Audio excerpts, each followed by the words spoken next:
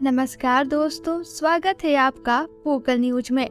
आंध्र प्रदेश के मुख्यमंत्री जगन मोहन रेड्डी ने मंगलवार को एक बड़ी घोषणा करते हुए कहा कि वाईजैग के नाम से मशहूर विशाखापट्टनम राज्य की नई राजधानी होगी। आपको विशाखापट्टनम में आमंत्रित करने के लिए हूँ, जो हमारी राजधानी होगी। मैं भी विजाग में शिफ्ट हो जाऊंगा। मैं आपको और आपके सहयोगियों को यह देखने के लिए आमंत्रित करता हूँ कि आंध्र प्रदेश में व्यापार करना कितना आसान है।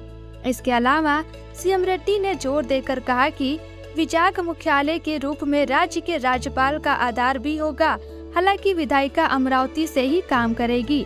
वर्तमान में आंध्र प्रदेश की कुल 3 राजधानियां हैं। Number 1 Visakhapatnam, number 2 Kurnool, number 3 Amravati. वर्ष 2020 में लाए गए विधानसभा के कानून के अनुसार अब इन तीनों राजधानियों में राजकाज की जिम्मेदारियां बांट दी गई हैं। अब किस राजधानी में कौन सा कार्य होगा? सबसे पहले बात करते हैं अमरावती की। इसे विधायी राजधानी यानी लेजिस्लेटिव कैपिटल बनाया जाएगा, यानी विधानसभा अमरावती में चलेगी। वहीं विशाखापत्तनम को कार्यकारी राजधानी यानी कि एग्जीक्यूटिव कैपिटल के तौर पर जाना जाएगा। यहाँ सरकारी कार्य पूरे किए जाएंगे और कुर्नूल में न्यायपालिका यानी जुडिशियरी से संबंधित सभी कार्य किए जाएंगे और इसे न्यायिक राजधानी के रूप में पहचान दी जाएगी। आपको बता दें, आंध्र प्रदेश देश का पहला राज्य होगा जिसकी 3 राजधानियां होंगी।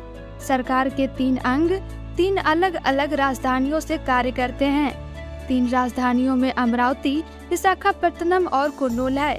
आंध्र प्रदेश की स्थापना 11 जिलों के साथ वर्ष 1953 में हुई थी और उस समय इसकी राजधानी कुर्नूल थी।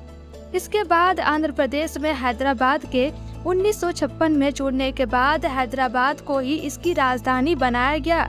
आंध्र प्रदेश देश का पहला ऐसा राज्य था जो कि भाषाई आधार पर बना था। यहाँ मुख्यतः तेलुगु बोलने वाले जिले हैं।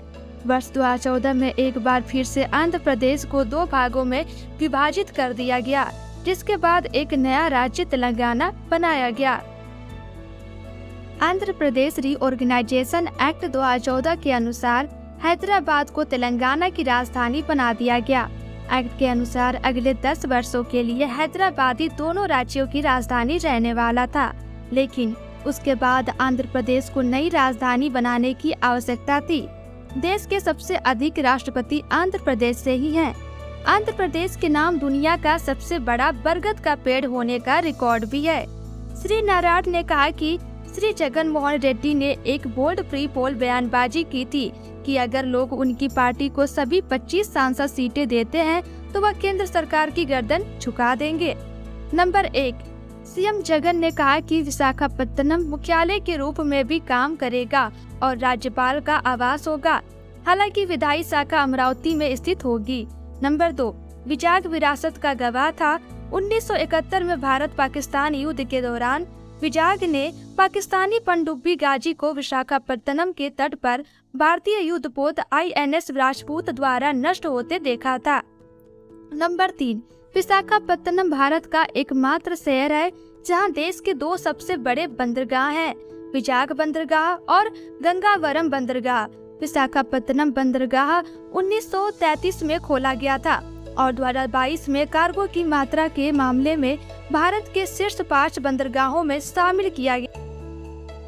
नंबर 4 विशाखापट्टनम में दक्षिण एशिया में पहला पनडुब्बी संग्रहालय है। INS कुशुरा 1969 में भारतीय नौसेना द्वारा खरीदी गई पहली 4 पनडुब्बियों में से एक ने 1971 के भारत पाकिस्तान युद्ध में महत्वपूर्ण भूमिका निभाई थी। पनडुब्बी को 2001 में सेवा मुक्त कर दिया गया था और 9 अगस्त 2002 को विजाग के रामकृष्ण बीच पर पनडुब्बी संग्रहालय के रूप में स्थापित किया गया था, जिससे यह दक्षिण एशिया का पहला और दुनिया का दूसरा पनडुब्बी संग्रहालय बन गया। ऐसी ही तमाम वीडियोस के लिए हमारे चैनल को सब्सक्राइब करें और वीडियो अच्छा लगे तो लाइक शेयर भी जरूर करें।